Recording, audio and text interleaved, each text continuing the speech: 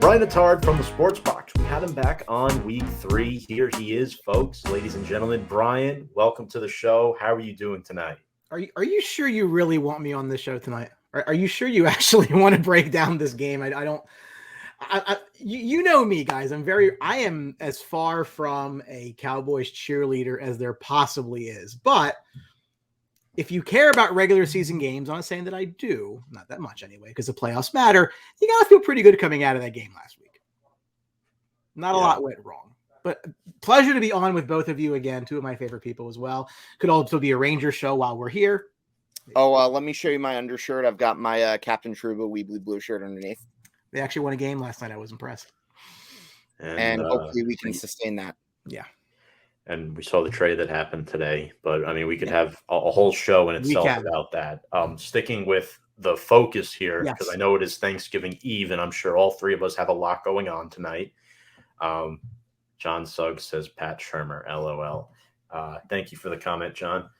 Brian, where can people find you and your work on the Sports Box before we cook this one up? Well, as esteemed friends of Review and Preview, thank you again for having me on. At Sportsbox Sports, we're on Facebook, we're on Twitter. We have a variety of shows throughout the week. We like to pride ourselves on being one of the earlier news breakers on social media. It's been our bread and butter for the most part, but we do Sunday morning previews, 11 a.m. On Sunday NFL, and I host the New York Rangers show, which I should probably do more often, but they're on a West Coast road trip, and those nights keep me up.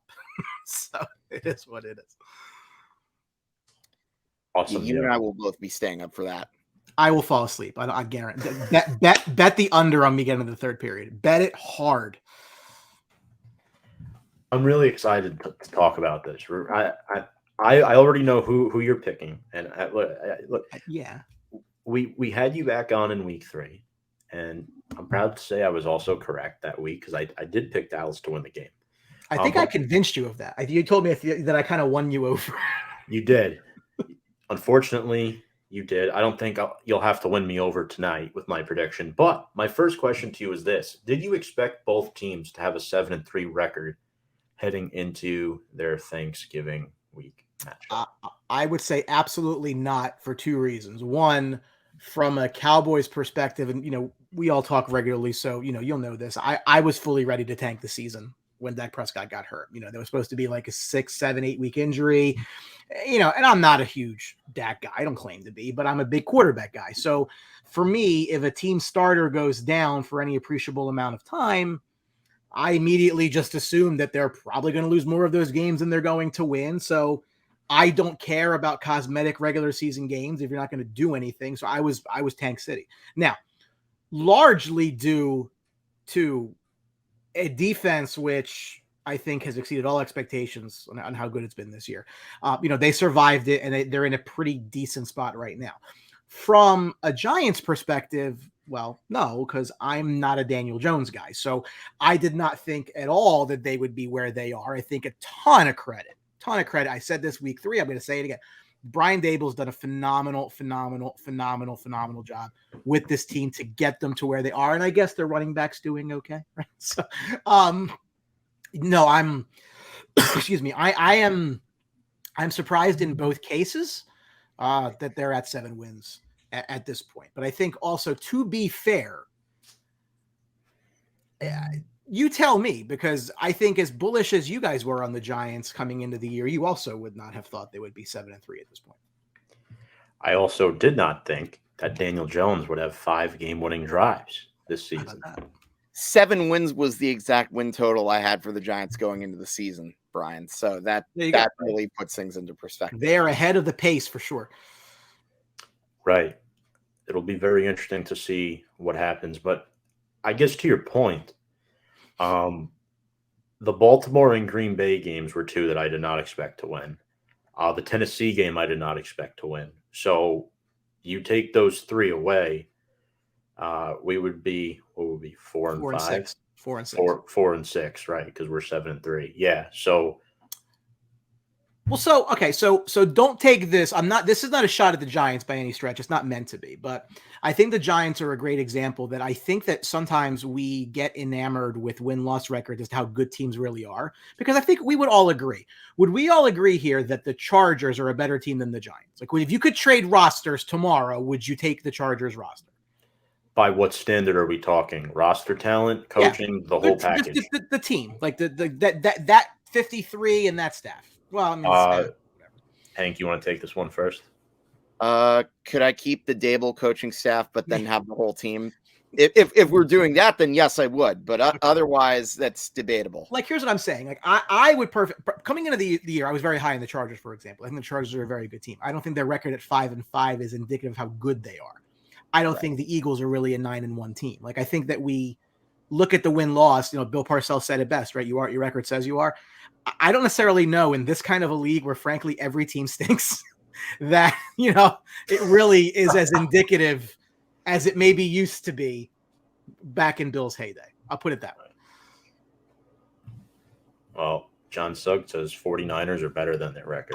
I would agree with that. I am on record for being very high on the 49ers. Yeah. In fact, you can go watch the episode of Review and Preview where I filled in for Tom and I brought in one of my empty the bench guys and Nick Morgeson, and he and I both wholeheartedly agreed that they had a really good shot at beating Philadelphia should those teams meet in the playoffs. And I knew you'd appreciate me bringing that up. No, that's another great example, right? Like, is Seattle better than them? I sure don't think so. Well, not only that, they're not even in first place anymore because San Francisco is a tiebreaker. Well, there you Hold on. I would have had us beating Seattle at the beginning of the season. I would agree with that. Yeah. Yes. So 5-5. Fine. Yeah. I can go with that. I just don't think, again, I'm just not, I mean, I don't think the Vikings are any, like, the Vikings. I think Jones is better than. Yeah. I'm a big Vikings guy. I'm not sure if you knew that, but I feel like most Giants fans are. Not Hank, though. Not Hank. I mean, I don't dislike them, but I'm neutral about them. I know.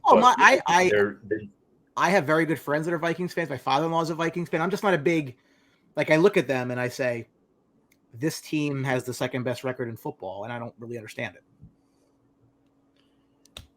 They built their defense up great, and Kevin O'Connell was Sean McVay's top assistant last year, too. That's another thing we have to consider. You know, that coaching tree, the McVay coaching tree starting to develop, and the Vikings improved their offensive line, but they're another team that the Giants and the Cowboys are both going to have to compete with if either of those teams are to make the playoffs. And, you know, not to digress from the Vikings point, but Hank, let's get to your next question here, because I think it really digs into what we want to really pinpoint home tonight.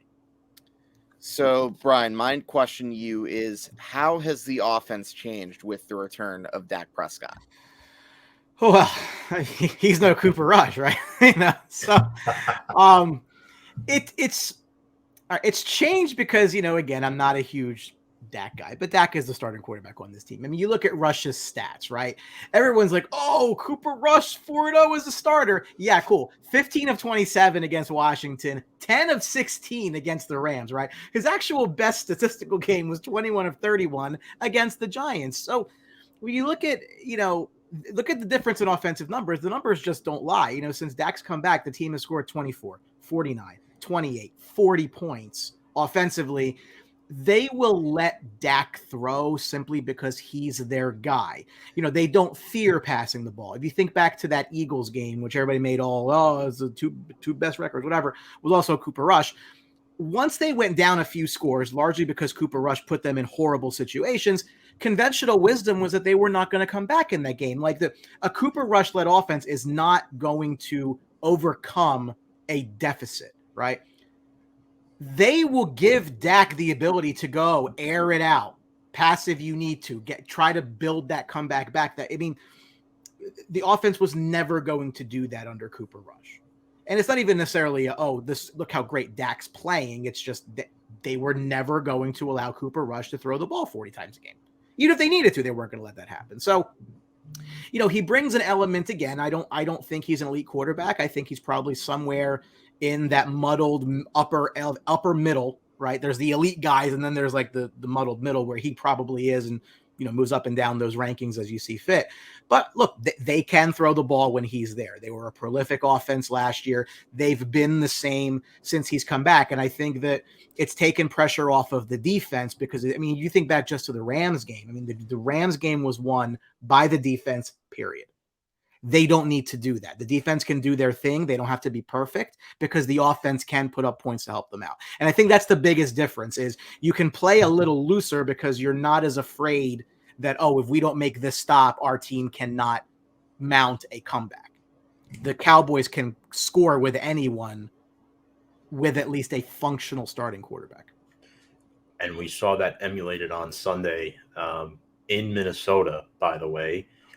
The Vikings had their worst home loss in franchise history. Sounds about right. 40-3. What was the finals? Yeah, yeah, I can't imagine them losing any games like that at the old Metropolitan Stadium and the Dome. Yeah.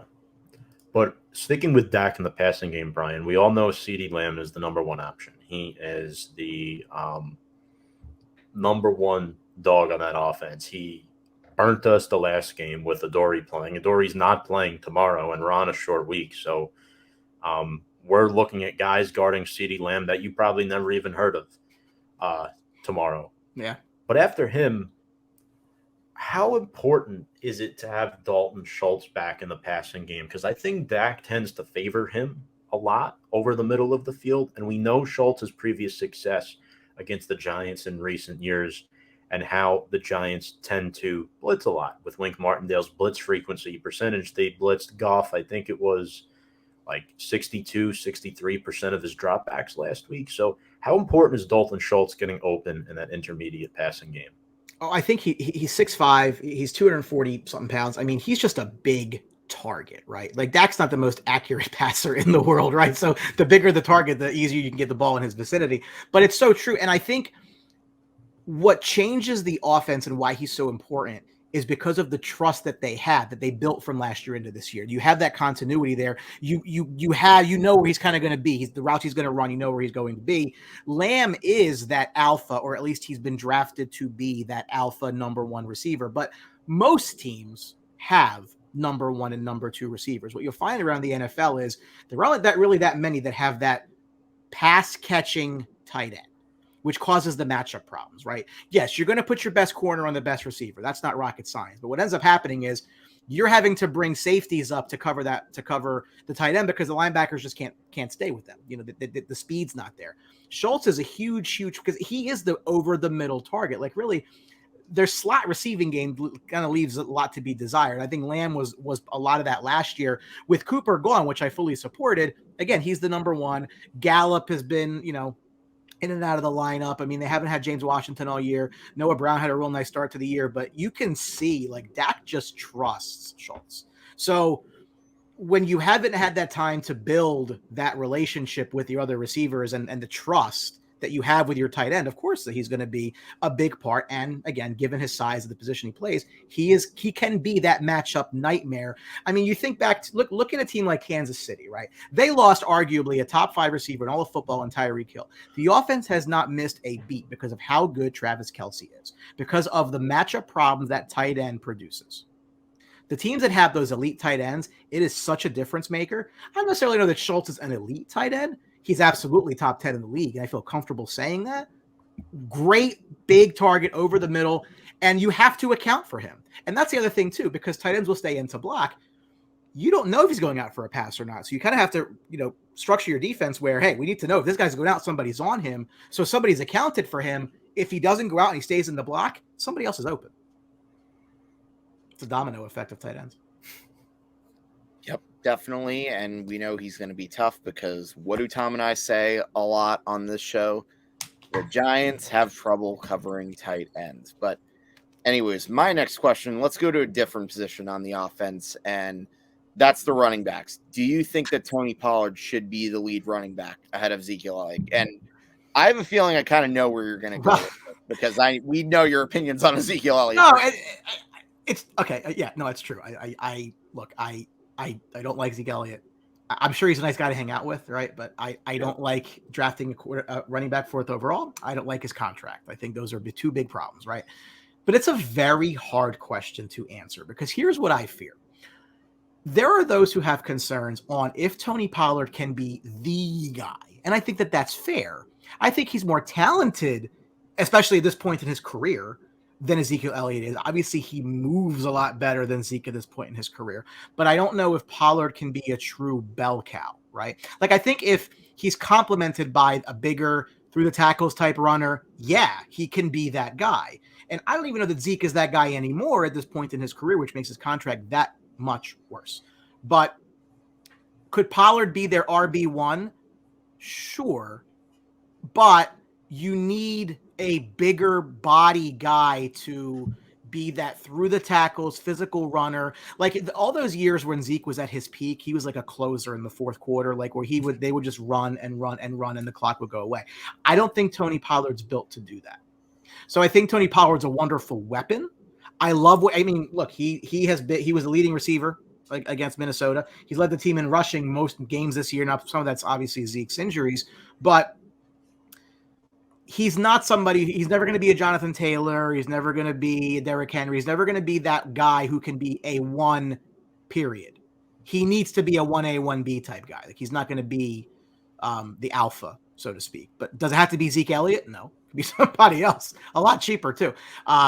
It's going to be a very, very interesting offseason for this running game period because Pollard's going to need a deal. And I've been of the belief that they moved Amari Cooper out in full to have the cap space to be able to cut Zeke and I agree with John Sluggs. I don't think Zeke is here next year. And I think that the Amari Cooper move was a precursor to that because it basically paid for it. Right. The gift that keeps on giving, Ezekiel Elliott's contract.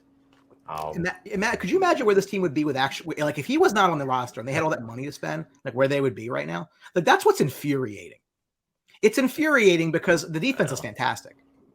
Even if you don't like the quarterback, I mean, he's polarizing. I mean, I don't know if he's ever going to win anything. I think he does great against bad teams and against good teams, he shrivels. But if you had another $16 million to play with, maybe you keep Amari Cooper and your passing offense is better. Maybe you are out there in the free agent market looking to help your offense because the juice has not been worth the squeeze on the extension by any stretch. But guys, that's what, look, you guys are facing it this offseason, right? When you put that high of a pick into a player and he performs, it's a sunk cost, but what are you going to do? Not sign him? Right. After the pick you put into him, he's done what you asked him to do. Mm-hmm. But the question becomes, again, is what that position offers, can you get production cheaper? For the most part, and I know that Saquon's basically an MVP candidate, honestly, if you really want to call it what it is. But again, can you get that production from somebody else cheaper? I think it's a fair question.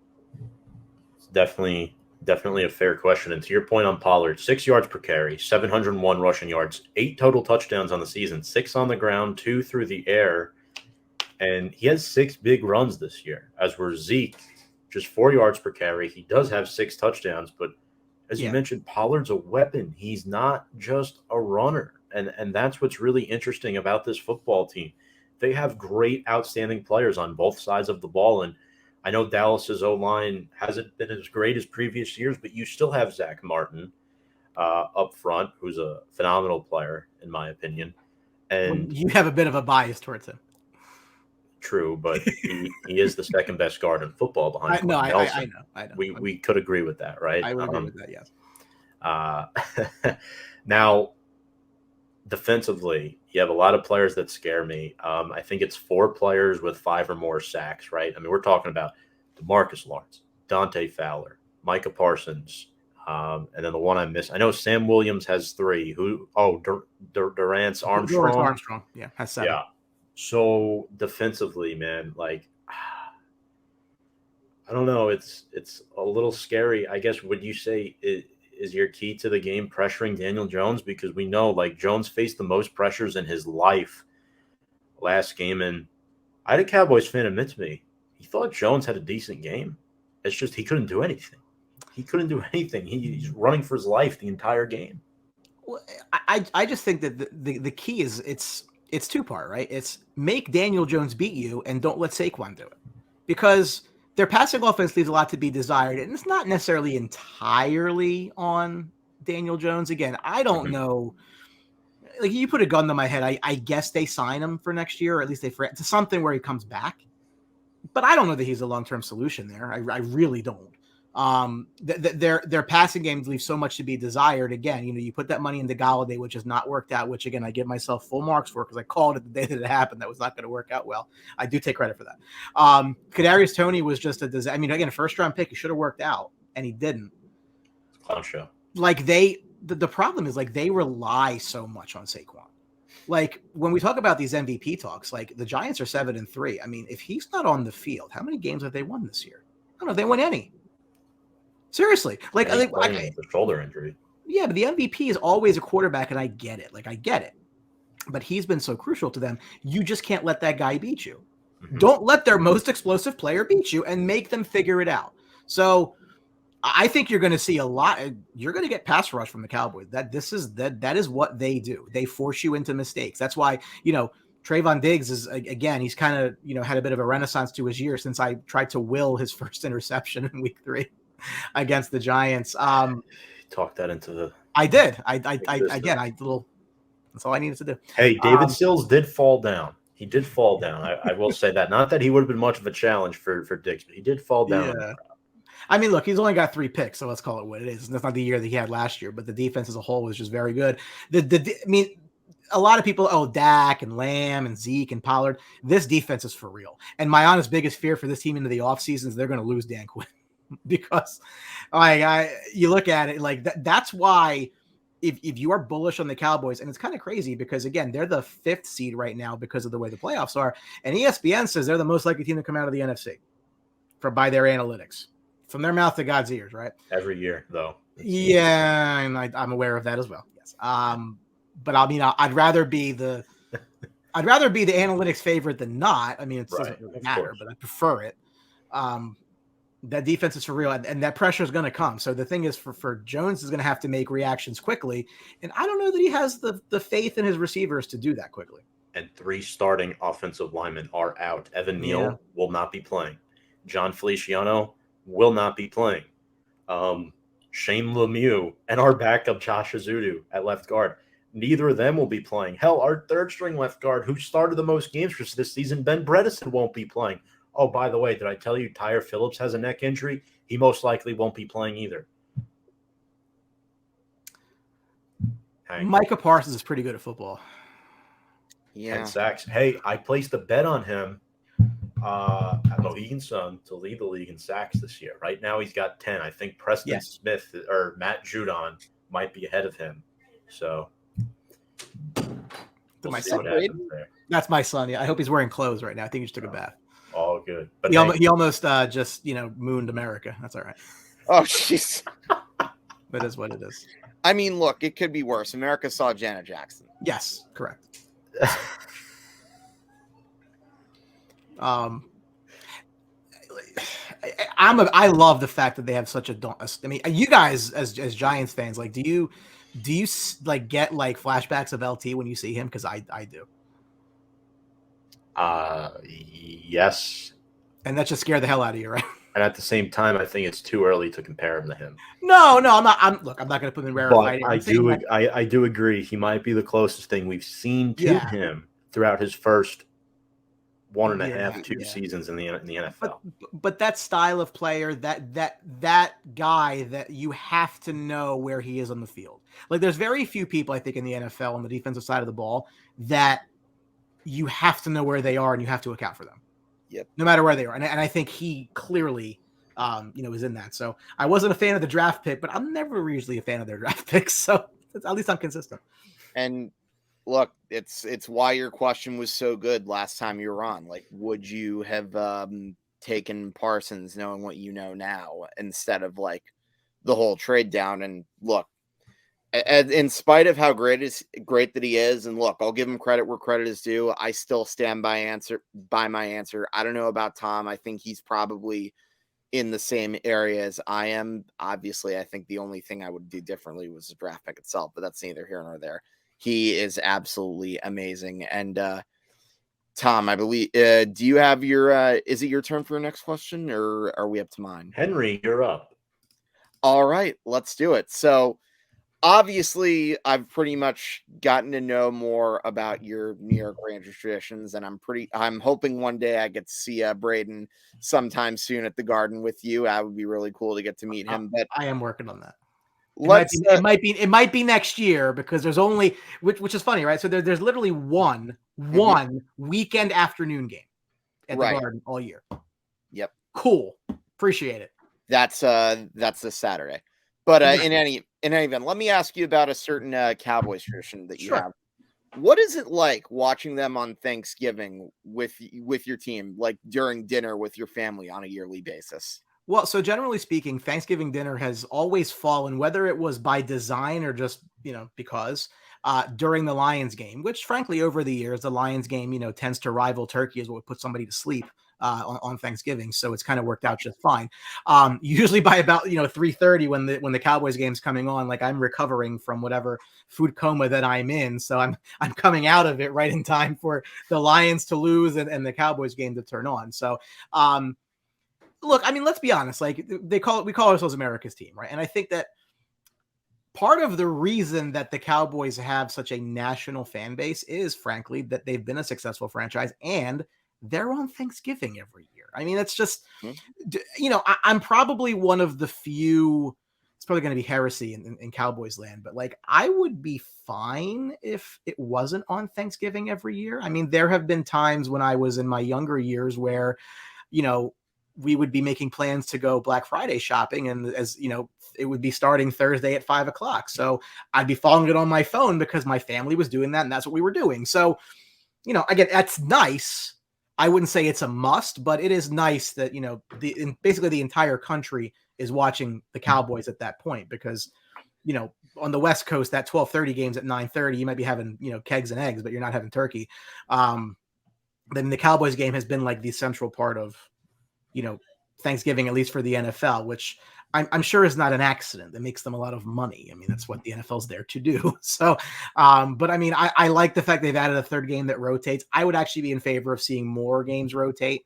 It'll never happen because, Jerry Jones and money, but Jerry Jones has a lot of power within the NFL. He does, which is funny because he's the first guy to start, talking smack about Roger, wanting him fired, but he gets whatever he wants. So, well, again, who does Roger work for? That's true.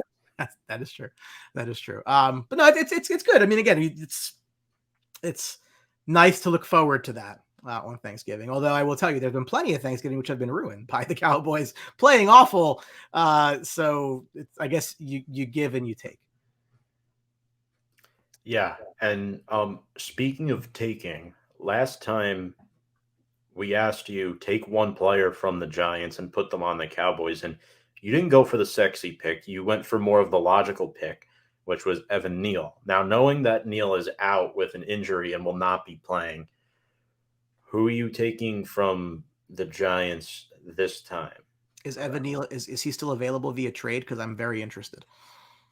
I mean, hell, if you want Evan Neal still, go for it. But I guess based out of the players who are actually playing. Well, again, I'm a big believer in working with youth on contracts that are good. So if I can't have Neal, I'll take Kayvon. I will settle for Kayvon Thibodeau. I know. Wow. I am a very generous person. Wow. I will settle for Kayvon Thibodeau. I like it. I like it a lot. Because again, I can't take Saquon because I already have running backs, way too many of them as it is. I mean, the Cowboys are what they are. I mean, I'm the first person to admit they've been, frankly, again, I'm a believer in one team wins, right? So they've been a losing franchise for close to 3 decades now, right? So you can't hide from it. But I mean, it's Thanksgiving Day, right? So either Cowboys fans are happy or the rest of America's happy. So I mean, again, maybe you need that polarizing game to at least get people to watch. Because again, let's just say if the 4 p.m. game was the Jaguars and the Texans, like I just don't think that people pay attention. No. If it's Cowboys versus fill in the blank, I think you get those who love and those who love to hate. Yes. Now I'd be more willing to see a Cowboys Eagles Thanksgiving game because, quite frankly, I actually wouldn't despise you guys in that game.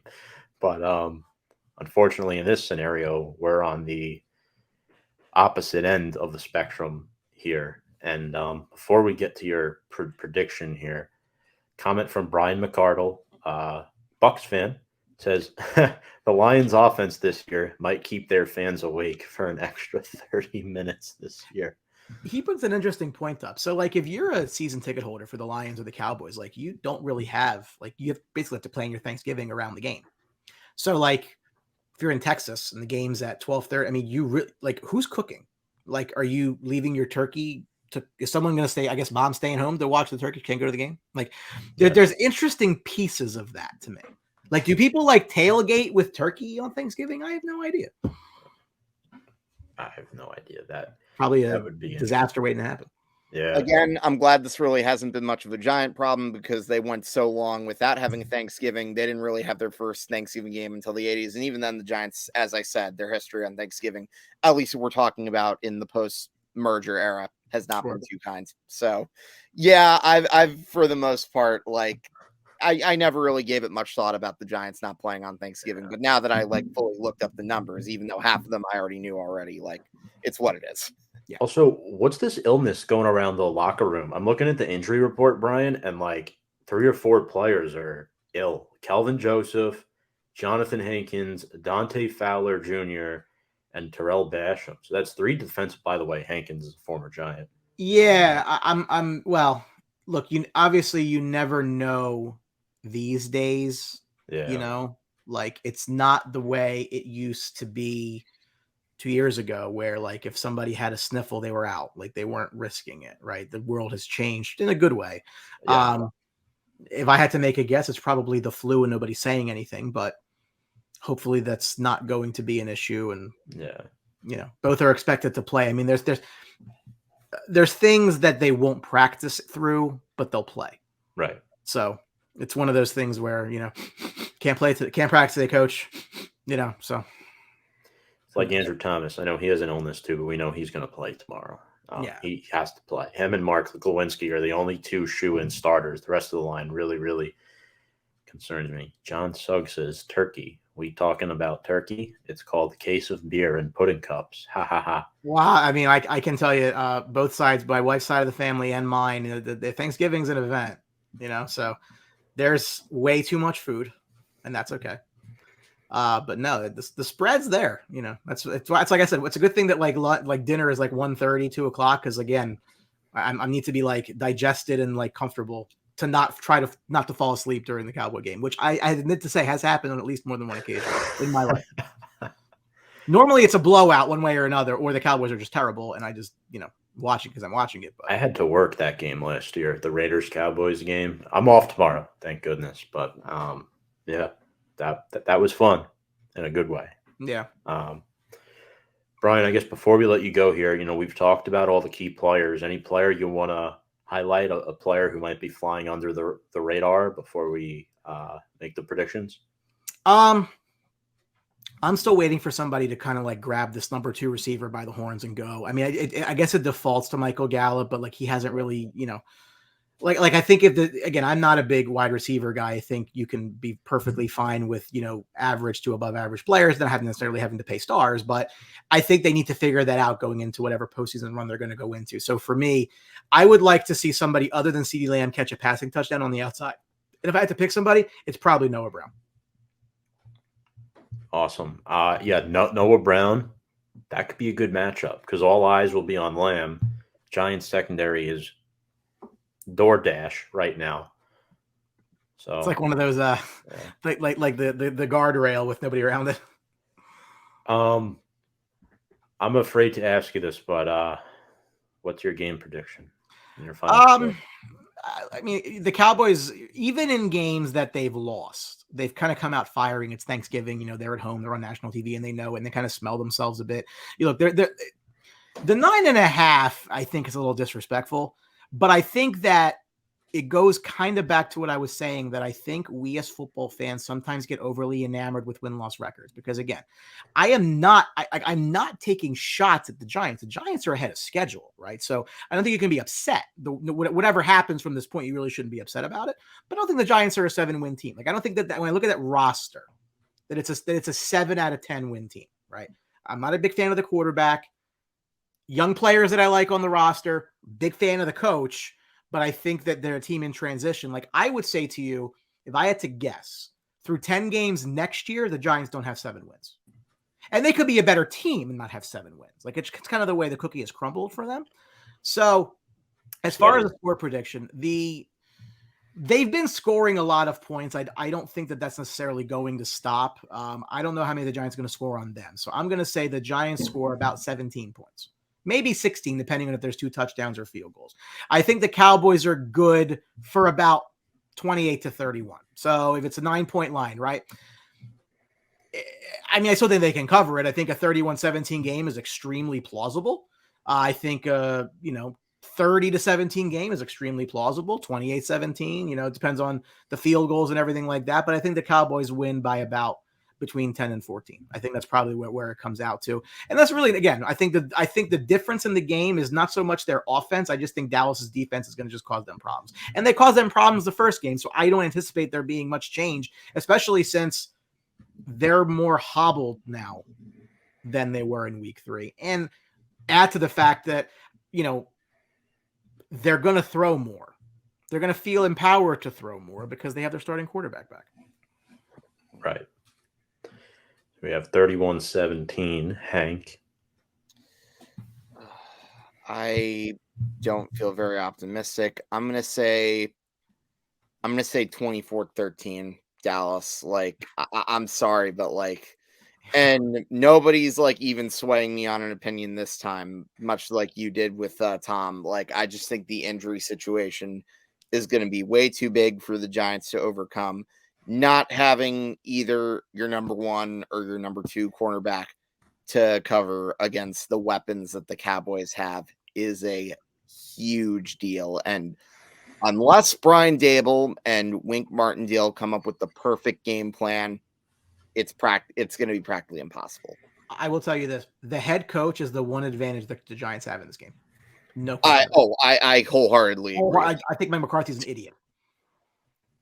I'm glad in fact, just to kind of prove that point, he is the reason they lost the Green Bay game. He wholeheartedly himself. I would also argue he's the reason they lost Philly game. No, the reason I lost the Philly game is because Cooper Rush got turnover happy, which he didn't do in the games prior, and they put them in bad situations. The problem with McCarthy is, I know it's an internet, so I can say whatever I want to here. I'm not going to get censored. Sure. He basically had small penis syndrome when he was in Green Bay because he went back home where he won a Super Bowl and, I have to be big, aggressive Mike McCarthy. So it's overtime and the guy decides to not kick a field goal to take the lead. We got to go for this. Lost him the game. It is entirely 150% on Mike McCarthy. Okay, well, now that if we're talking about that game, then yes, that I agree with. Although my hot take is I don't really have a problem with him going for it. I just thought the execution was bad. I thought the fact that you had 3rd and 4 and you had a running back and you decided to throw the ball, I thought that was worse than the fourth down. I just to me you can take the lead. You trust your defense. It's pretty good. Mm-hmm. All right, so it's up to me now. If I go against the grain or stick with it. Brian, I know us and you, we've disagreed on Daniel Jones. I think also part of the reason why they have been throwing the ball as much is because their offensive line is much better at run blocking than pass blocking, and the line's been a revolving door this year. I think that should be considered as well. I still think personally, I think Jones has been great this year. The stats don't flash at you, but the fact that they have 7 wins, he does deserve some of the credit as well, and I think he's going to keep them in this game. I think he's going to throw the ball a lot more. Him and Darius Slayton have a really good connection. I think having him out there will help. Kenny Golladay finally made a couple catches last week. Will Golladay score his first touchdown on Thanksgiving? I'd be thankful for that. Even if the Giants lose, I'd be thankful for that. We paid this guy all this money. and he doesn't score a touchdown throughout the first 12, 15 games of his Giants tenure. But you're right. At the end of the day, this pass rush is scary. Try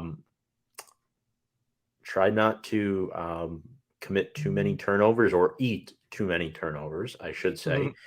So give me Dallas by a final score of 27-17. So I have the same score for the Giants as Brian, but I do think our defense, I think Wink Martindale finds a way to adjust things this time, despite all the issues in our secondary. I think Kayvon Thibodeau has a good game.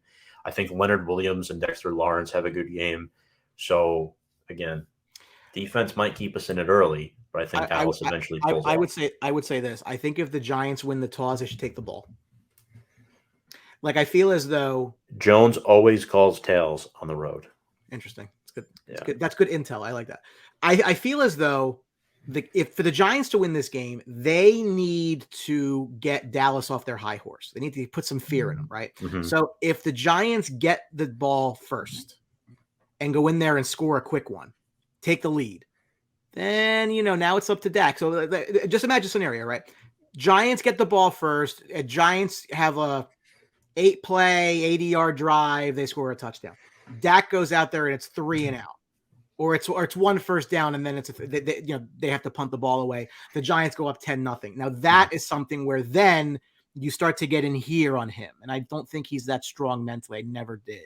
So that would be for the Giants. I think to win this game, they need to get a 10-point lead on the Cowboys at some point early.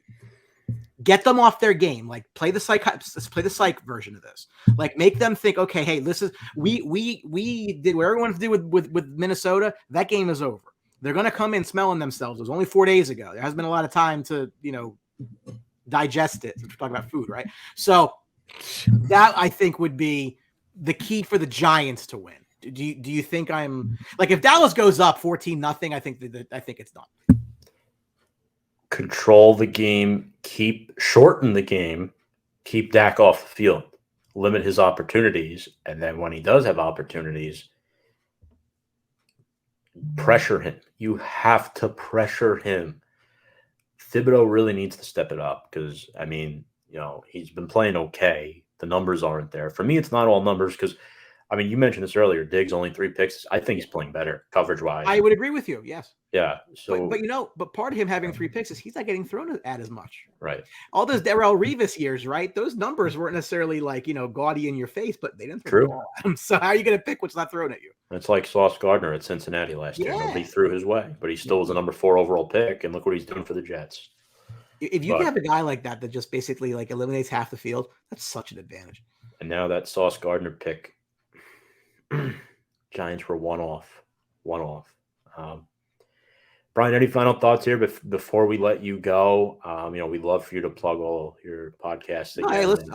I always enjoy my time with you all. I hope all of your followers are following and liking the review and preview on all of your outlets, your YouTube and Facebook and everything else. Again, I run for all intents and purposes at the Sports Box. So at Sports Box Sports, Facebook, Instagram, Twitter, we do breaking news. I like to think some of my memes are relatively funny. It depends on, I guess, the audience.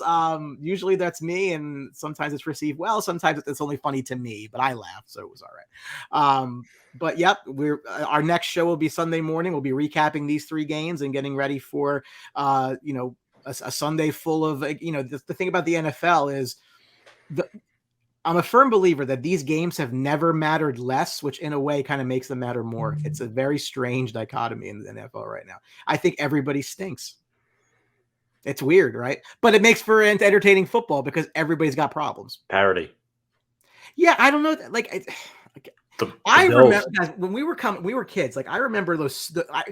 Look, I'm not looking for this to be the NBA where there's super teams, but there were teams that were just awesome. That the Manning Brady games, the Colts Pats were awesome, right? And they were in it every year. I miss having those elite teams. To me, sports is cyclical. You go for it when you have it, you sell off when you don't, and build it up again. And I think what's happening is everybody stinks. They don't practice anymore. And it looks like it in the games. Like I said, I don't know that football today is better than it was 20 years ago. Is that the grandpa in me talking because I'm 38? Oh, No, old man, right?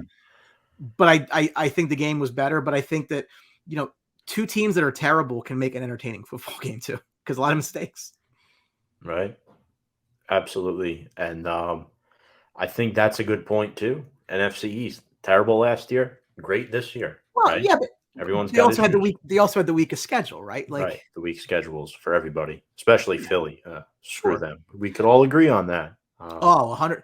I was very upset. I was actually very upset they lost to Washington because I was rooting for 17-0, so that when they lose that first playoff game, they have to actually go close off some of those bridges, for safety reasons. I was rooting for maximum pain. All I wanted was maximum pain. I wanted that to be my final say, listen, you guys won all these regular season games. Cool. Nobody cares. You lost when it mattered. None of this is relevant. All of this is preseason to me. Postseason is really when it matters. In the tournament, as Bill would say. Yeah. I hope they flunk as well.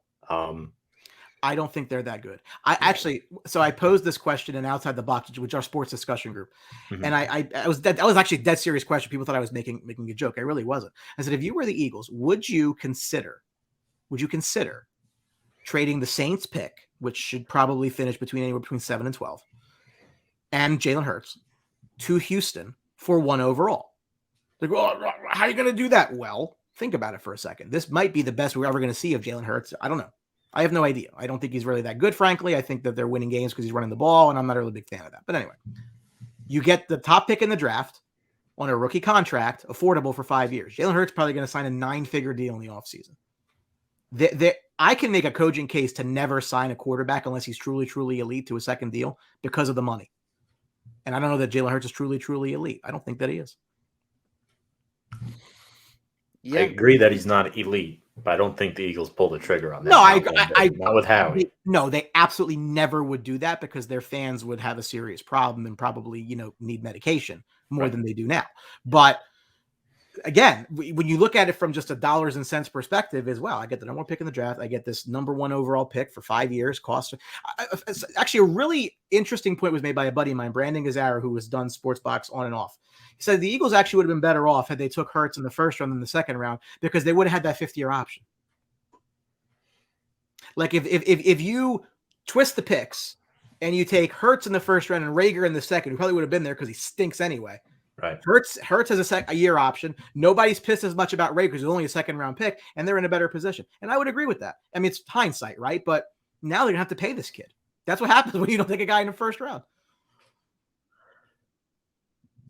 Right. Especially with the franchise tag, too. That would be essentially their version of the 5th-year option, paying him a boatload of money for a quarterback franchise tag. Yeah. So. And their roster's got a lot of free agents. And a lot of old guys, too. They do. They just went to in a nursing home, just picked up Linval Joseph and Dominican Sue. Right. Exactly. Yeah.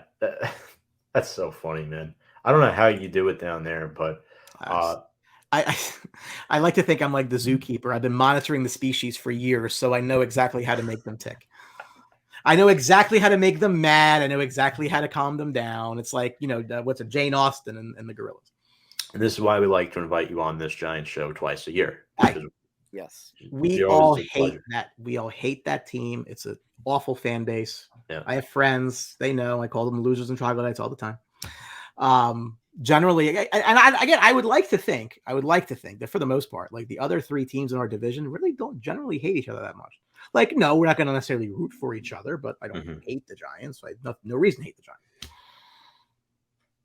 Giants. Since, our coaches and management are fans of the blue shirts. So hey, listen, one of the last times I was there, I saw Robert Saleh also, and I think Sauce Gardner was there as well. So it's nice to see, the boys showing up. But Dable's a big Ranger guy. I can obviously respect that. So look, objectively, that was an unbelievable hire. Like it doesn't even, to me, like it doesn't even matter what this year, next year happens for the Giants. They're building something, and I think you can see it. Like they're building a culture that I think has just not been around this team for a long time. Like the guys that they've had, head coaches, Shermers and McAdoo's and whatever, they're not.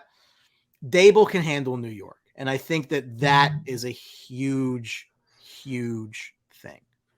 Like if you're looking at like who I think is going to be like a good team in this division, like 3-4 years out, if the Giants do whatever happens, if they get some answers at quarterback, maybe it's Jones, maybe it's not, whatever, figure that out. Right. But I have faith that him and the GM can actually do something with this team. They're a team to keep an eye on. And I don't say that lightly. Like I really think like if we fast forward this conversation 4 years, the Giants are probably the best team in the division. Wow. I have faith in that. They've given me no reason to think otherwise. Like, look what the guy's doing with like what I think is a subpar roster. 3 years from now, we're going to have to replay this clip, Hank.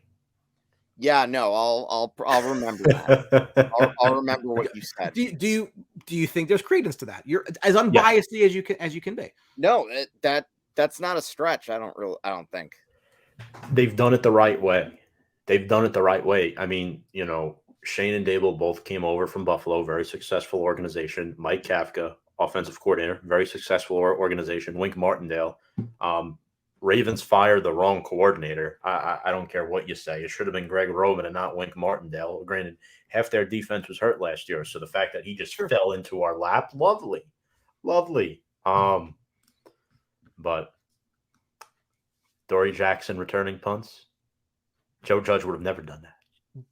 But again, look at the fact that this is what they're doing. We're 10 weeks into the Dable tenure, right? Like 7 wins. It's only going to get better. Like I think they're a team to watch. I mean, if they figure out quarterback, I'm not a Danny Dimes guy. They got to figure that out. But if they figure it out and they build nicely around them and kind of rely less on the running back, which I know is a lot to ask, but you got to take time and build it. I think they're going to be just fine. It's honestly, I think that they need to be patient and let it happen. And I think if you listen to what, Mara said in the offseason about like, we haven't given this quarterback any time to, like, I think that this time around, he actually will be patient with this. Like, I think Dable's got enough brownie points from this year to earn that. Absolutely. Absolutely. Very well said, Brian. And want to thank you once again for coming on. Pleasure's all on this side of the table, boys. 2-time guest, Brian Attard. More than 2 times, but 2 times this season. Dallas Cowboys Superfan. From the Sports Box, Brian Attard, thank you so much. We hope you have a happy and blessed Thanksgiving. Yes, you all and your audience as well. Good luck, but not really. We'll catch up on the other side. Sounds good. Take care, boys. See you, Brian. That was Brian Attard from the Sports Box. Yeah, always a pleasure to talk to him, Hank, picking his brain about things, bringing a unique perspective. Doesn't think like a lot of Cowboys fans, and I think he knows that. So it's always good to meet somebody like that who's very knowledgeable. But quickly here before we wrap up the show, I just want to get to you on this Giants injury report. We already made our game predictions, but let's just go over the final injury report. Daniel Bellinger, starting tight end, out with an eye injury. Josh Azudu, John Feliciano, both out with neck injuries. Adoree Jackson, Fabian Moreau, out with knee and oblique injuries, respectively. Shane Lemieux, out with a toe injury. Evan Neal, out with a knee injury. Who replaces Adoree Jackson? 1. Who the hell starts at right tackle tomorrow? Is it Matt Pert? It probably will be. And who the hell's starting a left guard? Who the hell's it going to be? Jack Anderson? It's literally going to look like, as you said, that 2020 line all over again. Correct. Nick Gates starting at center tomorrow. I'm so excited for it. Man. But no, for real, I don't know. Like, who is your guess? If you had to guess right now, who's starting at CB1 tomorrow for Big Blue? Again, this is just like a random out of the blue guess, but I'm just gonna guess Cordell Flott just to throw a name out there because it's really right. There's really no right or wrong answer here. Let's just take a quick look at the snap count from last week. So Cordell Flott played 22 snaps. Darnay, we know he's going to play in the slot, had 34. Nick McLeod had 39 snaps. Rodarius Williams had 27 snaps. So all in all, I think McLeod and Flott should be the starting corners tomorrow. against the Cowboys. Put the 3rd-round rookie in there. Give him a shot. Why not? Have him guard CeeDee Lamb, or have Nick McLeod on Gallup or Brown. You have Darnay, Love, Belton. It's going to be interesting to see. But Hank, I want to thank you again for joining the show as always. Every week, you always bring it. Folks, no film review this week. We do apologize. Well, what we're going to do is we're going to take the top 2 plays from the Lions game and combine it with the top 2 to 3 plays from the Cowboys game and combine it into one film review to post for next week. And it's been a short week with Thanksgiving, and I want to make sure we get this preview up because work has been hectic. So we look forward to getting up a combined film review next week for week 11 and week 12. But Hank, any final thoughts? Again, I'm just hoping this game is watchable, and I'm hoping to still enjoy my Thanksgiving regardless of the outcome. But Tom, of course, more importantly, I hope you do the same thing. And I hope the same thing for all our viewers and to everybody at the Review and Preview family as well. Absolutely. Hank, hope you have a happy Thanksgiving as well. Appreciate you as always. And regardless of how you feel about tomorrow's game, just remember, Saudi Arabia beat Argentina this morning in their World Cup matchup. And on that note, without further ado, let's go Big Blue.